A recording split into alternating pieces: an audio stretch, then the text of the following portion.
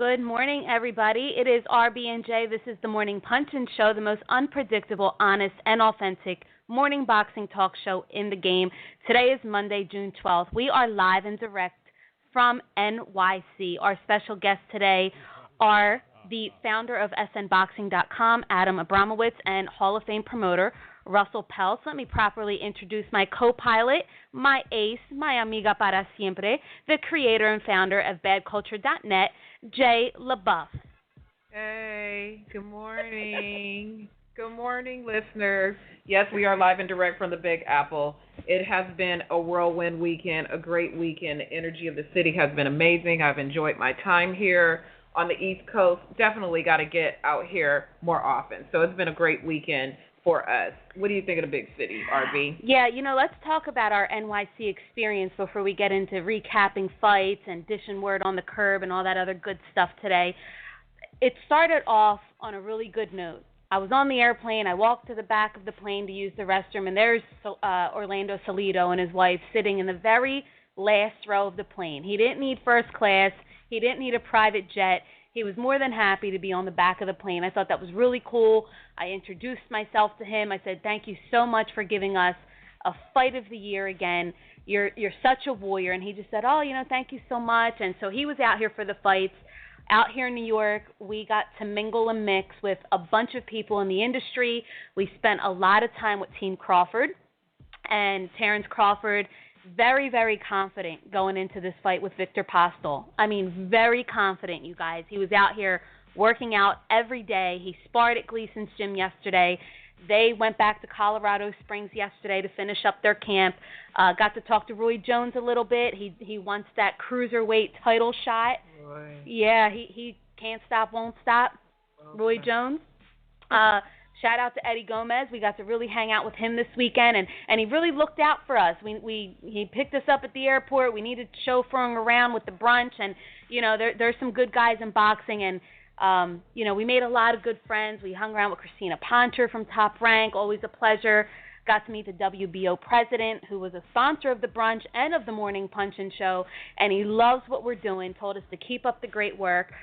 So overall, it was wonderful in New York. The media was very friendly. Jay, right. I know this was your first time, I think, covering a live event in New York. Absolutely, and what a great way to break in my experience in New York. First time, a great fight to break it in. And shout out to the New York media. It was pretty funny to go to a fight for once and not know like 90% of the people who were sitting in the media row. But it was incredible how many people recognized me just from Twitter. And walking in the media section, oh, Raging Babe. Oh, yeah, I listened to the show. Like, really? You do? Yeah. We got so much love in the crowd, and even in the streets. I was walking down the street to Dunkin' Donuts, and I had somebody, Raging Babe, I listened to your show. So now we feel like we have to raise the bar. We got to do a better job. So thank you. If you're listening and you gave us props and you introduced yourself, thank you so much for keeping us going, because you keep us motivated to do it. It's not easy. We put in a lot of time, a lot of blood, sweat, and tears. Right. We actually really do. So it was mad love. We told you guys out here in New York that we were going to do some jaywalking and we were going to raise the bar. Oh, we did that. Jay, tell them about what we didn't do in New York this weekend. Well, what had happened was we were out doing things and talking to people, and we jaywalked in a sense. We just didn't record it. And we pranked people, but we didn't record it. And we raised the bar a lot Thursday, Friday, and Saturday night, but we didn't record any of that either. So we're sorry, guys. We were just... We did that. We tried to do it, but it just didn't happen. But what we did do during the morning...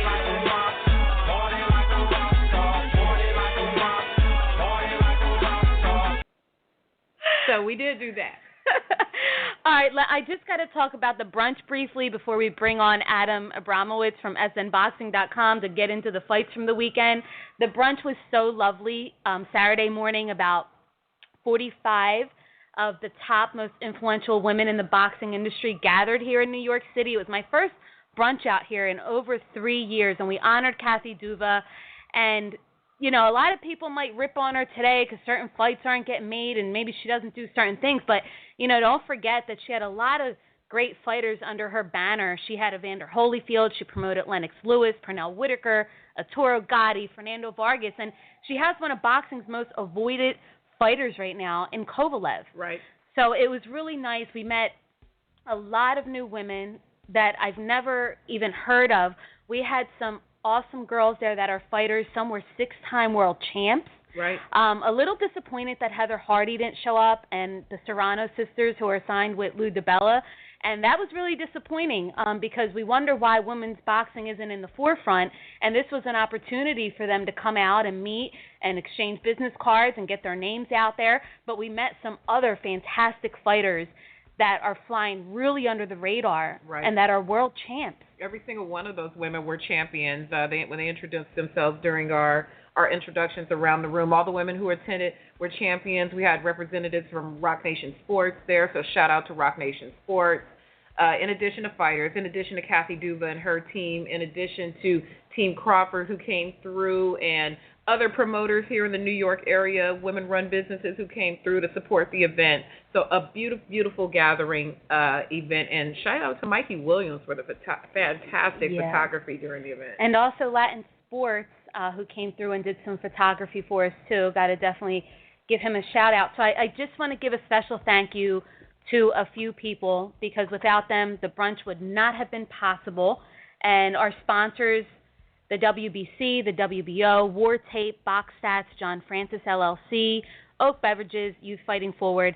And there's a group of women that touched me from the bottom of my heart: Livy Cunningham, Christina Poncher, Brittany Rogers, Kathy Duva, Kelly Swanson, Karen Nahano, my good friend Adam Abramowitz, Ciata, Mercedes Vasquez, Anna Rivas, Mark Frotto, Melissa Smith, and Amy Green. Thank you so much for contributing, for your donations, for your sponsorship. It really went a long way, and the event would not have been possible without you guys.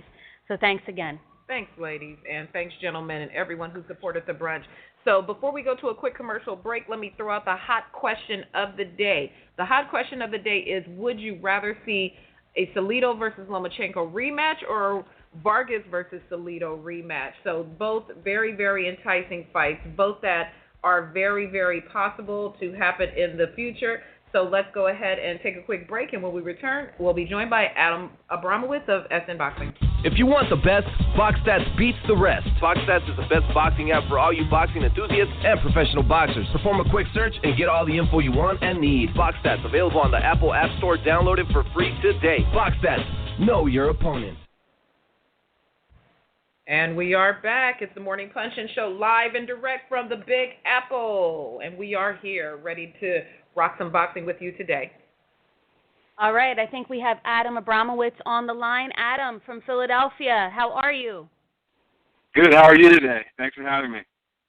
Oh, pleasure is all ours. Thank you so much for joining us this morning. Big fight weekend this past weekend. Me and Jay were out here in New York covering the Top Rank show, so we didn't get to see the Showtime show, and we said who else better than to help us recap and give their reactions and their thoughts on the fights than the founder of SN Boxing, Adam Abramowitz. Yay, Adam. Well, thanks. Yeah, I'll tell you, a couple people looked really impressive on Saturday night in Showtime. I don't think anybody thought John Molina was going to sit there and outbox somebody, and he did. I mean, there was a lot of big power punches, but he beat Ruslan Provodnikov and beat him pretty handily.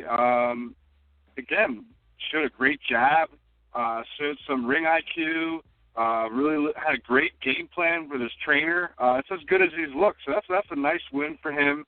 He was a very big underdog. I saw very few people picking Molina to win that fight, but he looked very good, so that's a nice win for him. Yeah, I was eating crow all of Saturday night just because I didn't think Molina had a shot in hell either, and he did. He outpointed Ruslan Provodnikov. So how did Ruslan look? Was he just shot? Was he tired? I mean, what was he just off his jelly that night? I don't know if he was shot. He just he wasn't getting his shots off as well as he used to, and I think he had, he may have slowed down a step. I mean, with him, because he doesn't jab a lot, he has to really close the distance. And he had problems closing the distance, especially with Molina's jab and trying to punch over that. Molina also had a really high work rate, and that was very tough for Provodnikov to consistently start his offense. I mean, I had Provodnikov winning 4 rounds. It wasn't like he got slaughtered. It was a competitive fight. But he just didn't get off. He had some good left hooks. It just wasn't a consistent effort from him. And afterwards, he said that he doesn't know if he still has the same hunger in the sport. So, I mean, who knows what's going on in his career right now and where he's at, but that's not a good sign. That's not a good sign, especially when he just signed a deal with a network in Showtime. That's right. Well, I'll tell you, the Showtime deal for Rusam really, really worked out well for Demetrius Andrade. Yeah. Talk to us about the Andrade versus Willie Nelson fight. Yeah, I thought he would win. I thought he was more talented, but what he showed was anything far beyond I've seen from him in the ring. Not just the jab, he was aggressive. He knocked Nelson down 4 times, had an amazing right hook. I think 3 of the knockdowns came from his right hook. Just an incredible versatility, athleticism. I mean, he put it all together. And Nelson's a good fighter. I mean, he can beat guys. He destroyed Tony Harrison, the prospect that was coming up. He's beaten a number of good fighters. But Andrade put it all together. I mean, I thought watching that performance on Saturday, I said, the guy who fought on Saturday could be anybody 154. I mean, it was that good. And I've never even been an enormous fan of his. It just was that impressive. He put it all together. He's back training with his dad. They seem to be really in sync with the game plan. It was excellent to watch. Not many are huge Andrade fans, especially because he was out of the game for, a year or more. And my entire Twitter timeline, they were praising him on Saturday night, calling him the best in the division. He'll beat anyone in his division. And I thought, wow, he must have really looked that impressive for that many people to agree on that. Yeah. I mean, there's very little that could be said negatively in that fight. I mean, he put a complete performance together. It was that good. I like what he tweeted yesterday, and he said he wants anyone out there, any fighter whose name starts with a C and ends with an O, the Charlos, Canelo, and Cotto. That's a good line. And he's I think he's favored probably in all of those fights except I think the Canelo fight's probably closer, but that's not going to happen with the network, differences. But it was a great performance from him. The guy who opened up the broadcast, Dejan Zlatichinin, he's a lightweight title holder under DeBella. I think maybe interim title holder under DeBella. He looks fantastic as well. He's fought a couple times in the United States now. He had a notable win over Ricky Burns last. He's a very impressive fighter. He scored an early knockout on Saturday. He also looked very good. After spending so much time out of the ring, he looked great against the guy's name was Franklin Mamani. How soon do you think a fight like this puts him back in contention against some of the bigger names in the division? 135 and lightweight, you have a lot of good fighters. We don't know who's the best. There's guys like Bartholomew, who may be moving up to 140. There's Anthony Kroll in England. There's Terry Flanagan in England. There's Jorge Linares, who actually gave up his belt because of injury. So I think the plan was for Linares and Zlatichinin to fight at some point.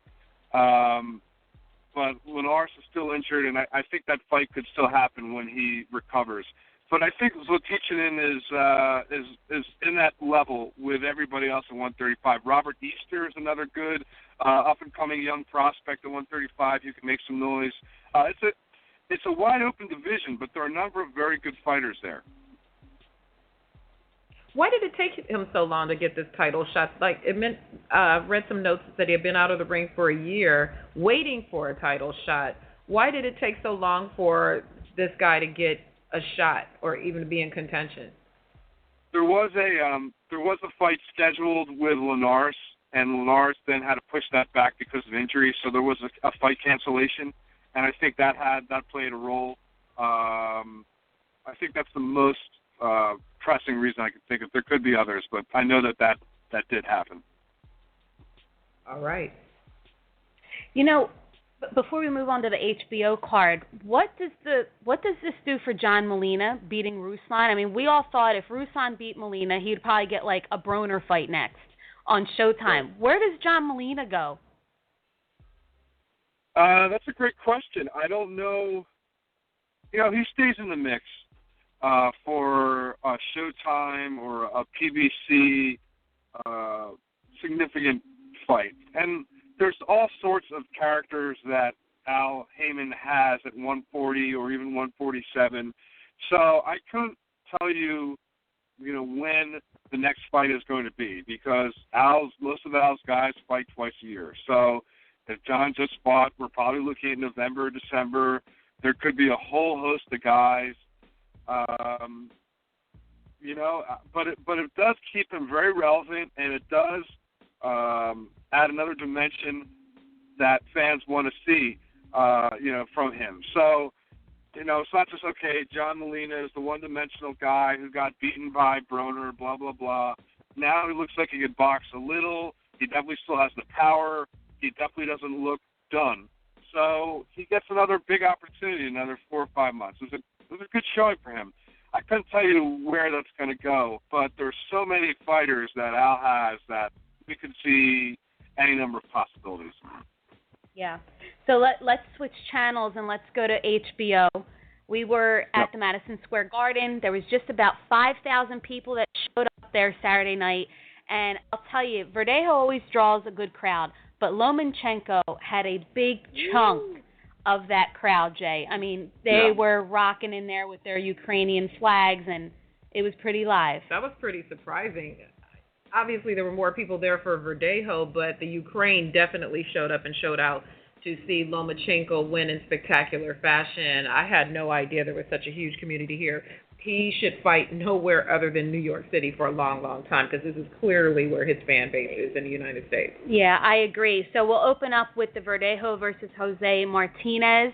And, not too much to talk about here, but Felix Verdejo did what he was supposed to do. Right. And, I thought he looked pretty good doing it. I feel that the kid needed to get his confidence back.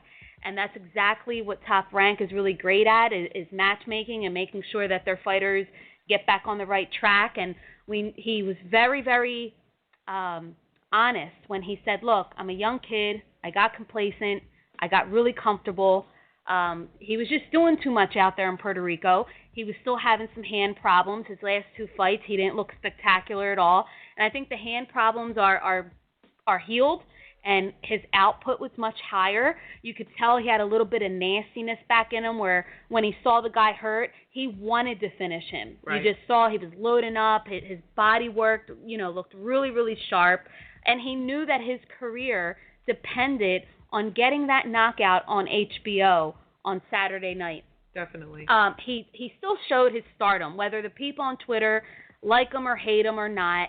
He still showed his stardom. The fans showed up. They loved him. I'll talk about the Puerto Rican Day Parade a little bit later and getting the experience of being on the float and taking that all in. But, hey, they still love him, So, Adam, talk to us about the Verdejo-Martinez fight. I know you're probably a little more critical about this fight, but let us know what you saw and get your reactions. I mean, I thought he characterized it really well. He did what he had to do. He looked good doing it. There wasn't much to say about the opponent. I don't know. Apparently his record was 25-2. I'd love to see the 25 guys he beat. That would be interesting. He did what he did. There was some criticism about the stoppage. I thought that was silly. He threw 28 punches in a row. I counted it at the end of the fight. The guy didn't throw back at all. Yes, I thought he did what he had to do. He reestablished some momentum in his career. I want him to be in some more significant fights, but, Top Rank will do that when it's time. But I thought he had the mission to, re-energize his career. And that was a very pivotal moment on Saturday, and I believe that he did that. I think so, too, and it's tough these days because there's not a bunch of networks out there that just air boxing unless you're buying the time. So, if he would have wet the bed again on Saturday night, it probably would have been back to Unimas for him. Yeah. So, he did what he was supposed to do. A lot of people give him a lot of grief and, the whole Tito Trinidad thing, and I think the difference is that Tito's first, 19 or 20 fights, I don't think we saw him on TV, and I think that's the biggest difference today is that we see a kid like Verdejo on HBO where we weren't seeing, Trinidad on HBO on his 18th or 19th fight. So we don't really know who he was fighting. That's an interesting point. I think also, but some of that is also Top Rank's responsibility as well. So if Top Rank is putting somebody on HBO, they're basically saying, we believe this guy is ready to be a world-class talent. So it could have been Top Rank was a little too hasty as well because, let's face it, they lost Cotto. They liked having the event every year in June with the Puerto Rican Day Parade. They might have rushed him into, not matchmaking, but in terms of the hype around him. So I don't blame the matchmakers behind him for developing and moving him, but maybe Bob Arum and company were just a little too hasty in terms of putting him in HBO and telling us this is the next big thing. With Verdejo, now he needs a notable fight to really take him up to that next level. How does he rank amongst the others in his division? We just talked about the guy that fought on Showtime, who's also in his same weight division. Now as he looks to take a step up, and it looks like we might have more opportunities for Top Rank to do business with other promoters, where does Verdejo fit into that mix? I don't think he does yet. I think he's still, 22 or 23. I think he needs a few more developmental fights, and I'm not saying he needs to fight cams, but he needs to fight a top 15 guy, then a top 10 guy. I still think he's 2 or 3 fights away from beating the true top of the division. And Top Rank's usually been patient with developing their fighters. I don't expect to see him in a title shot next at all, for instance. So I think he has a couple fights still, but Saturday was a good start for him. All right, so I wanted to talk about Sunday a little bit. I was invited to the Puerto Rican Day Parade to take in that whole experience on the float, and I'll tell you the reception that he got out here in New York. I mean, the streets were flooded. They had an awesome float out there. Everyone in the streets knew him. They were going wild as the float was coming down the street, and I thought, you know what? These are just really casual boxing fans that really don't care who he's fighting. They don't care about his opposition. They don't really care how he's getting people out of there. They just adore him and love him. And when I talk about marketing 101, Top Rank, they go all out to build these fighters' fan bases. Now, not all of them. We can't say the same for like a Nicholas Walters or someone like that. But with this guy, they know that they got someone special. They had the float. They had headbands, they had music, a DJ. I mean, all this money that they put into just branding this guy. It was really, really fascinating. And I thought, wow, there's some really other great guys out there in boxing that if they had half of this type of promotion, they would be really big. Yeah. So it was a lot of fun. That's great. Yeah, I mean, I like that Top Rank does that. I mean, they're still one of the few old school promoters that believe in fighters as long-term assets. They see fighters as how do we get the best out of this fighter for 5 and 10 years. And there's just very few entities that are still looking at boxers that way. And, they do that part of the game real well. Yeah. So let's move on to the main event. How about that? So, yeah, I mean, go ahead. I'm sorry, let me recap real quick. Lomachenko with the big, beautiful 5th-round knockout made history. He became the fastest boxer ever to win 2 world titles in 2 different divisions in just 7 fights. Adam, how great did Lomachenko look? Yeah, flawless. And, he beat Roman Martinez, who's won he's won titles on a number of occasions. Roman Martinez isn't the best guy in the world, but he's a very competent fighter, and he made Martinez look like a non-entity. And Lomachenko was dazzling. What I particularly liked about him is he sat down on his punches on Saturday. There wasn't dancing. It wasn't all just angles, and hand speed. He was trying to hurt Martinez. And that closing combination with that left uppercut, right hook, that's going to be talked about for a long time. And that was a thing of beauty. I mean, Lomachenko really put it all together on Saturday. It was special to watch.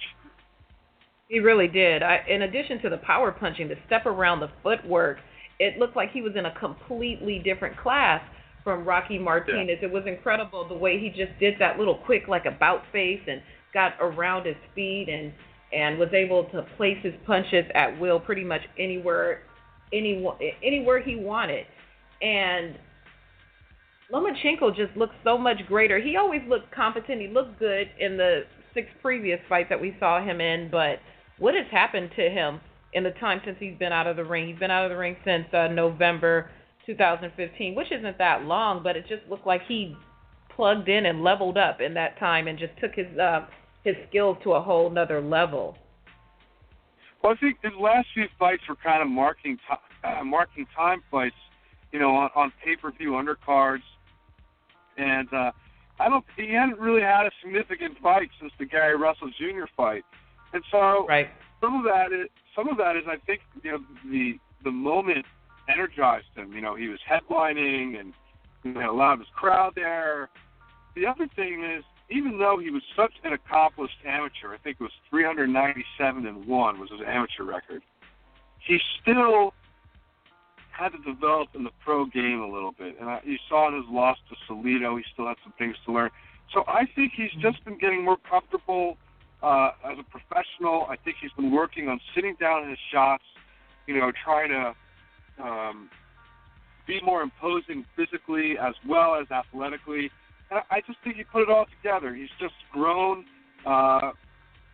It's not just about scoring points. It's the hurt business, as they say. And so I think he really learned and incorporated those lessons into Saturday's performance.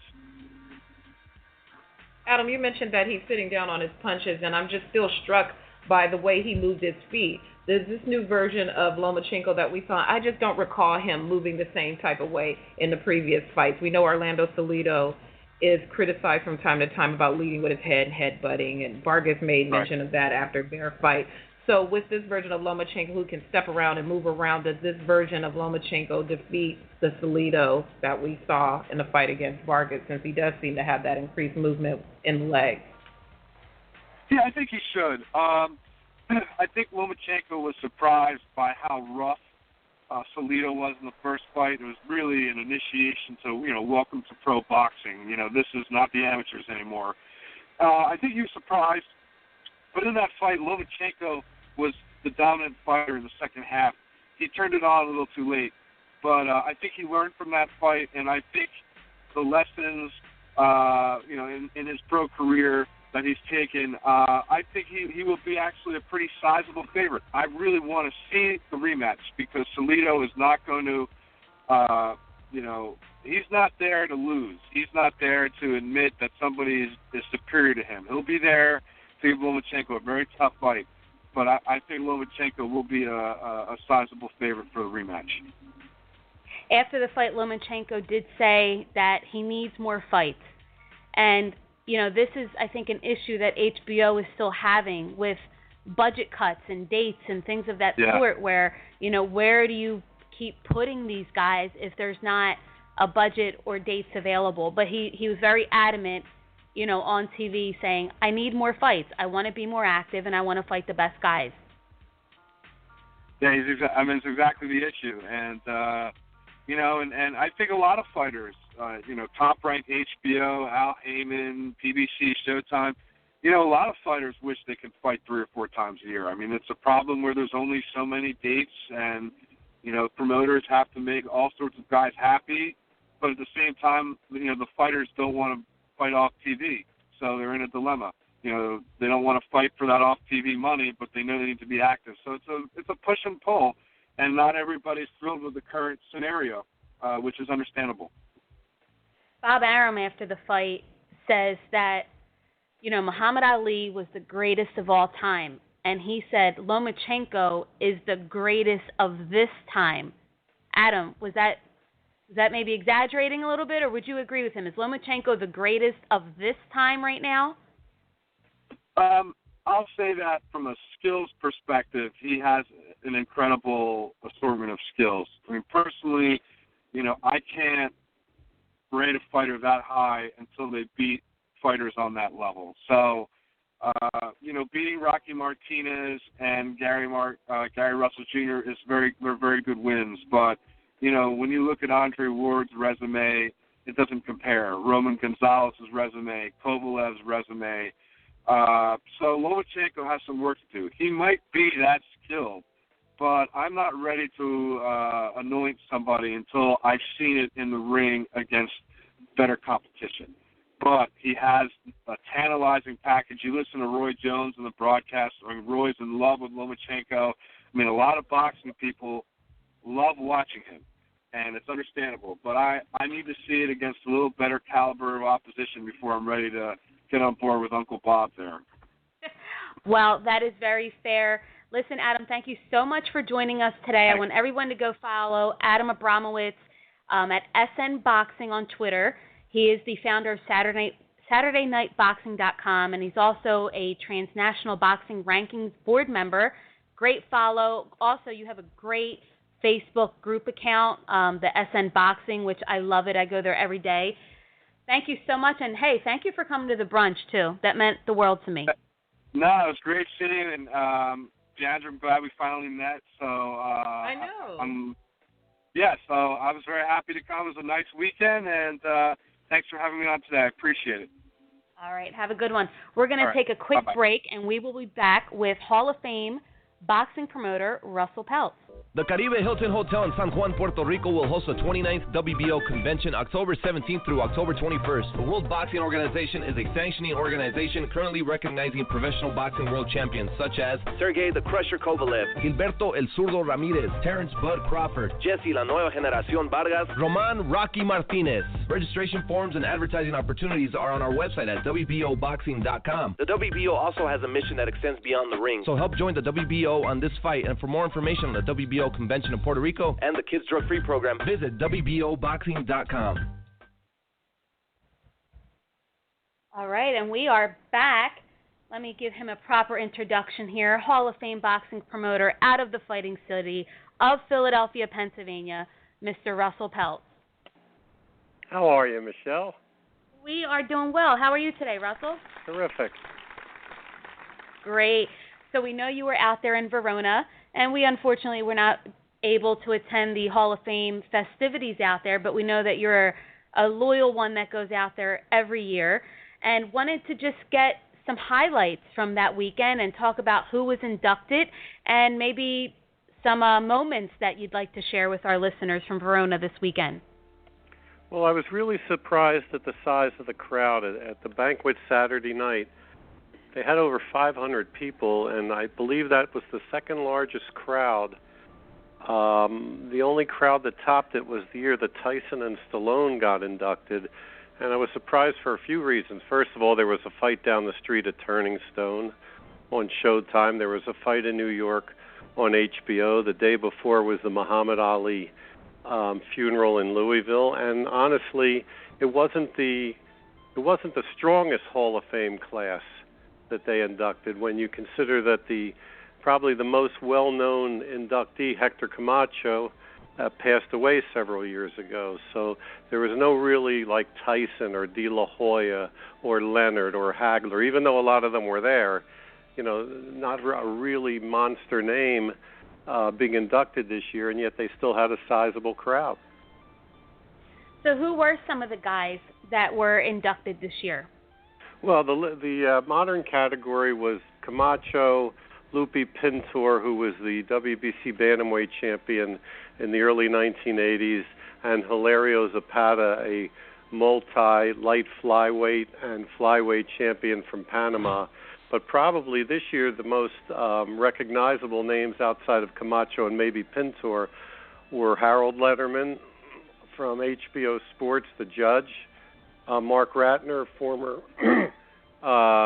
Chief Commissioner of the Nevada State Athletic Commission, Colonel Bob Sheridan, longtime television announcer, Jerry Eisenberg, a wonderful columnist from the New York Star Ledger, still writing, and in the old-timer category, probably the most recognizable name was Petey Saran, who was featherweight champ in the early 20s, had about 150 fights, was only stopped one time by Henry Armstrong when Armstrong won the first of his 3 world titles, had over 102 wins, and a longtime trainer from New Orleans, Whitey Eisenalt, who trained fighters like Max and Bernie Ducason, Ralph Dupas, and Willie Pastrano.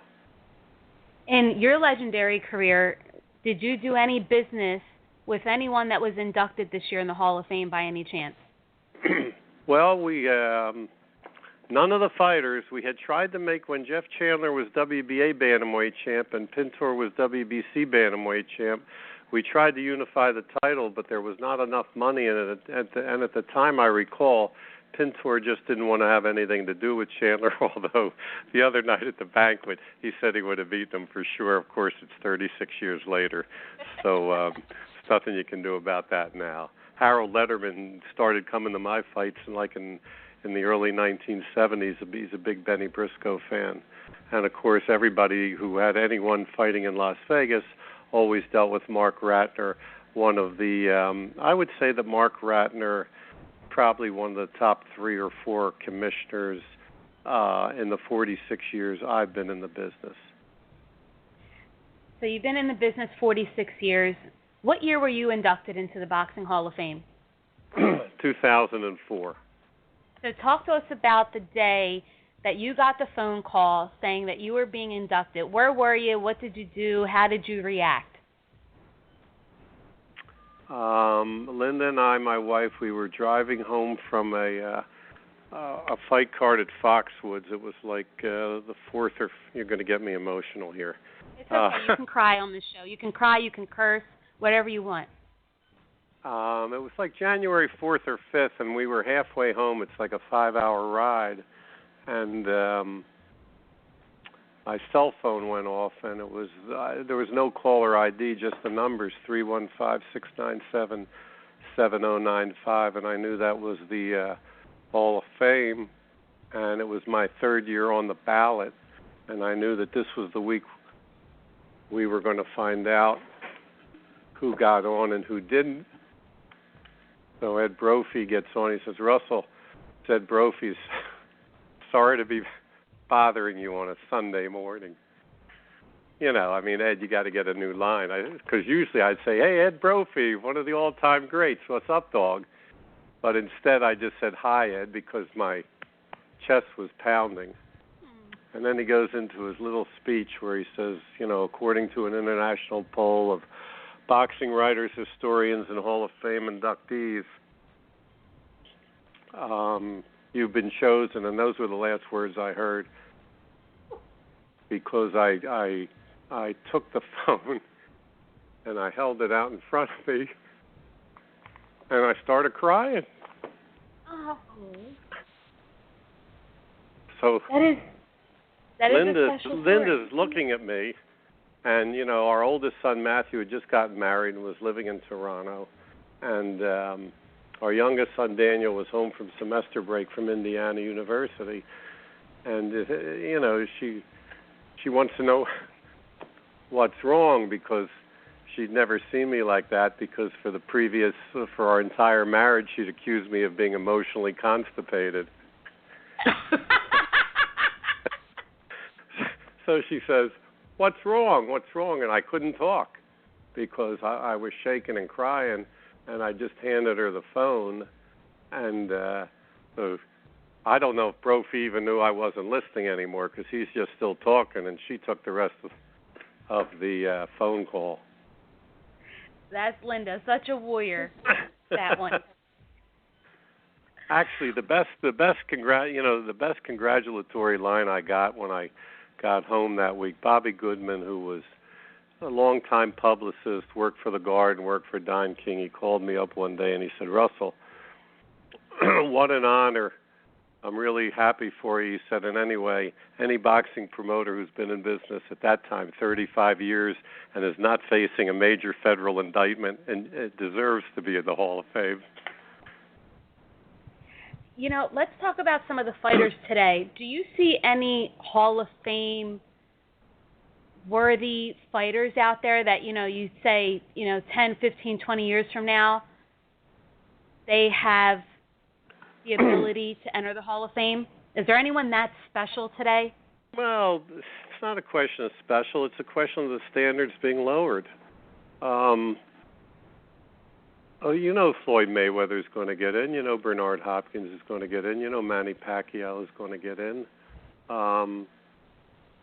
Those are the three that are no-brainers.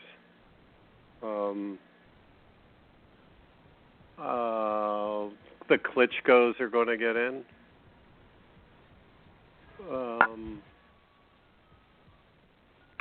I don't know who else. It's. I like to wait till a fighter's career is over before I rate him. And I've said this many times. If Mike Tyson had retired in 1988 after he knocked out Michael Spinks in like 90 seconds, he would go down. He would have gone down in history as probably one of the 2 or 3 greatest heavyweight champions who ever lived. But he didn't retire in 1998, and as his career played out, his overall rating dropped. So right now, Mike Tyson's probably considered in the top 20. So while Gennady Golovkin is knocking people out and Andre Ward is beating people, it's the competition today is so weak, and whatever competition there is, everybody steers away from it. So it's hard to get a gauge. But Hopkins, Mayweather, and Pacquiao are going to get in.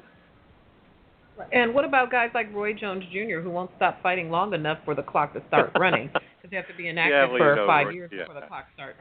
Right. Actually, Sugar Ray Leonard, when he got in, he wound up coming back and having another fight after his retirement, which was a shame. Yeah, sure, Roy Jones Jr. will get in.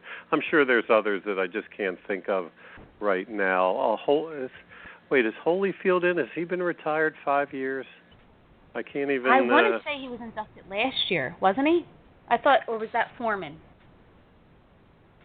No, Holyfield is not in. Oh, Foreman's in, yeah. Holyfield is not. So I guess it hasn't been 5 years since Holyfield's last fight. I know he fought in 2007. I'd have to look it up. All right. Well, Russell, thank you so much for joining us today and giving us some special moments from Verona and some highlights, and definitely sharing your story on getting that call and being inducted. It's such a great honor, and it's an honor to know you as well. You made me cry on national radio. That's terrible. Oh, that's okay. It's a beautiful story. Okay. Always a pleasure. Right.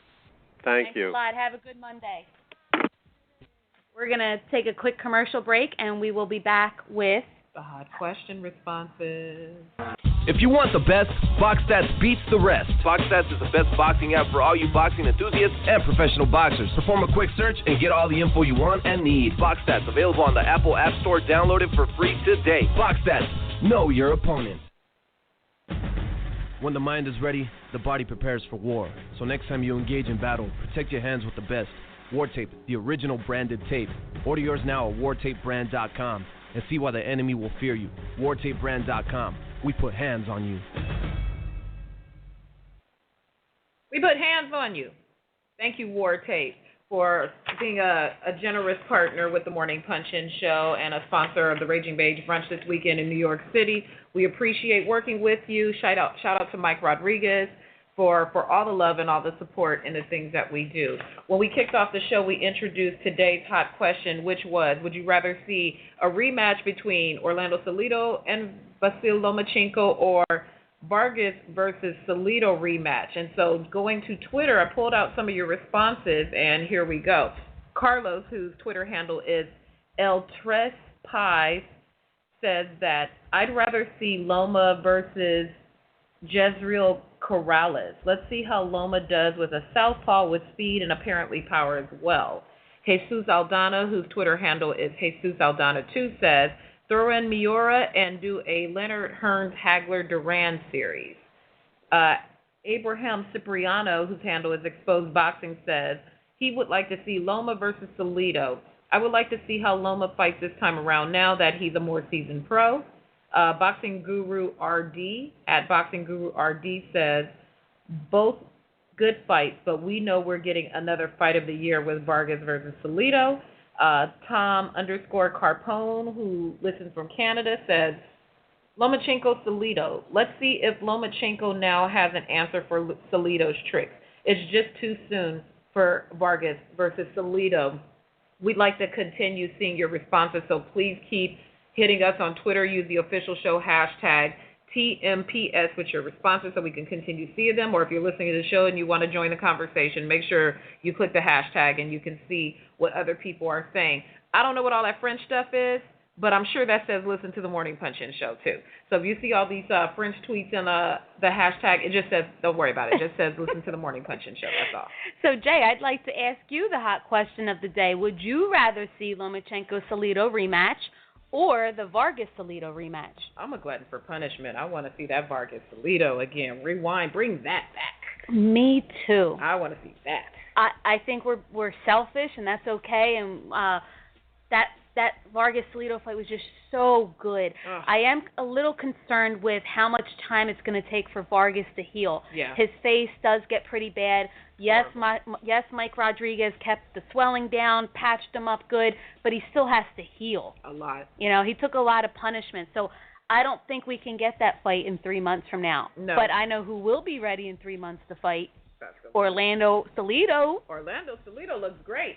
You know, he took some punishment, but he was here chilling. When you hit me, when you were on your plane and I was on my plane, and you sent me a message, and you said, hey, Orlando Salido's on my plane, the first thing I thought was, how's his face look? You're like, he looks good.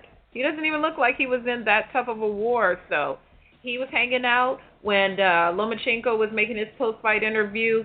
He was sitting just right above me in the media section, so I kept watching him. If you go on my timeline, I threw up a little video of him reacting to what Lomachenko was saying, and he just smiled and like, yeah, I'm ready. Okay, little boy, that's cool and all, and we can fight, so just know that I'm ready. So even though that's a great fight, I want them to bring that Salido Vargas back. Hell, who knows? We may get both. You never know. You never know. I guess we're going to have to really pray for both, Jay. Let's not ask for too much. We want to play some Know It or Blow It. We have a bunch of people in the switchboard. We sure do. And if you'd like to play our boxing trivia game, you have to call 718-508-9852, and you have to press 1 so that we could see that you want to play the game with us and we can pick you up. So is there anyone out there daring enough to press 1 and play Know It or Blow It with us? We look like we got somebody from the 707 who wants to play Know It or Blow It, so let's go on and pick that up. 707-712. Oh, hello. Hi. Let's just listen in. What's going on in the 707? 707-712, you're live with the Morning Punch-In show. Who are we speaking to and where are you calling from? Yo. Put him back in. He in the queue. Man, I was about to ear hustle this conversation. We might get the goods. Anyone else daring enough to play with us? You know, people stop running. Look at all these people. I see the 405. I see the 213. That's my hood. I see the 916. 71. We got another person. Let's pick up this 816. Let's go to the 816. 816, you're on with the Morning Punch-In show for Know It or Blow It. Who are we speaking to? Mike. Mike from where? Yeah. Kansas City. Sin City. Vegas? Nah, Kansas City, Missouri. Kansas City, Missouri. All right. What's going on, Mike? Not much. Did you watch the fights this weekend? I did. I enjoyed them, too. Which was your favorite fight? I have to say, I did like the John Molina and Verdejo. I liked that fight. It was pretty good. I ate crow too because I thought Verdejo was gonna pull it off too, but Yes, we was wrong. Yeah, major upset. And, hey, we're actually going to try to get John Molina on the Ruckus Wednesday night, so make sure you guys tune in at 8 p.m. We're really close in getting him booked. We just got to make sure that we can meet his schedule Wednesday night. So, anyway, are you ready to play Know It or Blow It? Yep. All right, you're going to get 10 seconds on the clock. Here we go. I'm going to read the question twice. Who was the first recognized heavyweight champion in boxing? Who was the first recognized heavyweight champion in boxing? You've got 10 seconds. Wow.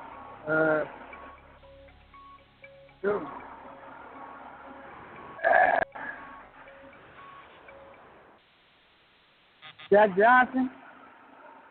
No. If you were close, wait. Let's see if you were right. Who was the first black? No, that's not the correct answer. We're not going to give up on the callers. We're going to put you back in the queue. Make sure you keep listening to the show. We're going to see if somebody else can answer this Know It or Blow It question. Thank you for calling in for Kansas City. Let's try this 707 again. Yo, you on with the Morning Punching Show? You on live, man? 707-712. That's the way he works. Yeah. This guy. Yeah, Okay, we're gonna put you back in the queue.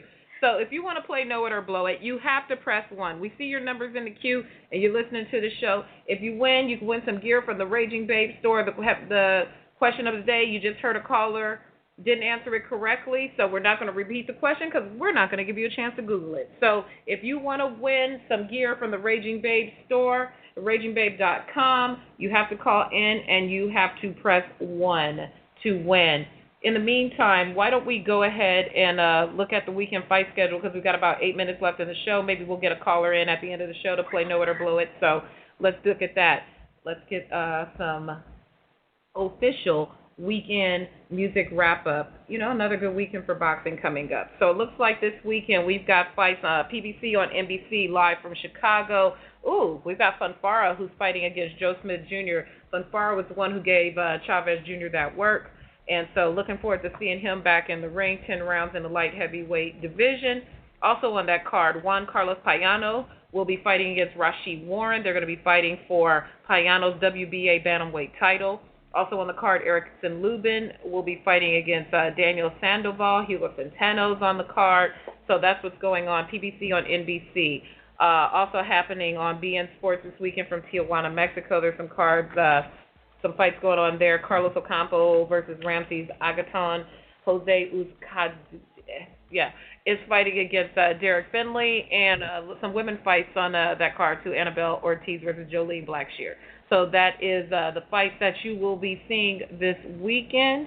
And, something to look forward to. So before we try to play Know It or Blow It again, let's see if we can get a little word on the curb from RB. All right.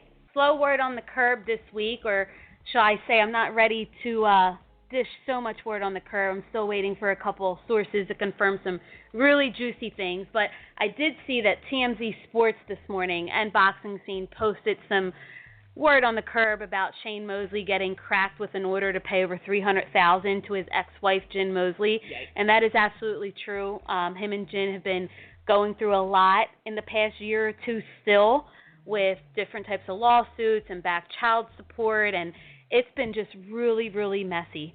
Adonis Stevenson versus Thomas Williams is now moving to July 29th in Canada. It was speculated that it would be July 16th, and that's been moved. And then the other piece of word on the curb that I have is out of the Robert Garcia gym with Saul Neno Rodriguez, Mexican fighter out there, 19-0, top-ranked fighter.